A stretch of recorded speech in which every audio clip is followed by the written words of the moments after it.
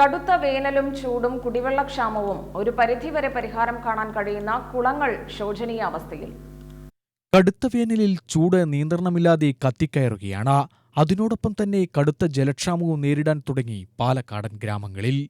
പ്രധാന ജലസ്രോതസ്സുകളായിരുന്ന കുളങ്ങൾ പരിചരണമില്ലാതെ അവഗണിച്ചതിന്റെ പരിണതഫലം വേനലിൽ നാം അനുഭവിക്കുകയാണ്.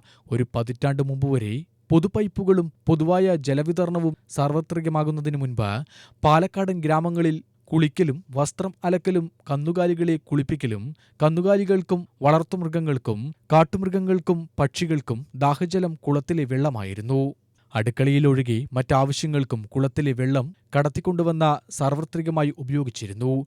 എന്നാൽ കുളങ്ങൾ വ്യാപകമായി നികത്തി കെട്ടിടങ്ങൾ വരാൻ തുടങ്ങി. ബാക്കി വന്ന കുളങ്ങളാവട്ടെ പരിചരണമില്ലാതെ പായലും ചെടികളും വളർന്ന ഉപയോഗശൂന്യമായി.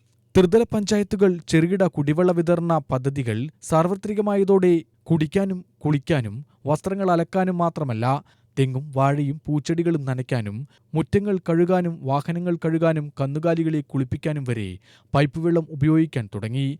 ഇതോടെ ആൾ പെരുമാറ്റമില്ലാത്ത കുളങ്ങൾ മൃഗങ്ങളുടെ ആവാസ കേന്ദ്രമായി മാറി. സ്വകാര്യ വ്യക്തികളുടെയും ക്ഷേത്രങ്ങളുടെയും പഞ്ചായത്തിന്റെയും കുളങ്ങളാണ് വ്യാപകമായിട്ടുള്ളത്. ഇതിൽ ചില കുളങ്ങൾ നന്നായി പരിചരിക്കുന്നുണ്ട്. ചില കുളങ്ങൾ ശുചിയാക്കി വീണ്ടെടുക്കാൻ സന്നദ്ധ പ്രവർത്തന കൂട്ടായ്മകളും സംഘടനകളും തയ്യാറാവുന്നത് ശുഭകരമാണ്. നെന്മാറ ആതനാടുകുളം, വല്ലങ്ങി തവളാക്കുളം, കിളിയല്ലൂർക്കുളം, കോരാമ്പറമ്പുകുളം തുടങ്ങി നെന്മാറയിലെയും പരിസര പ്രദേശങ്ങളിലെയും നിരവധി കുളങ്ങൾ ഉറവ ജലസ്രോതസ്സുകളാണ്.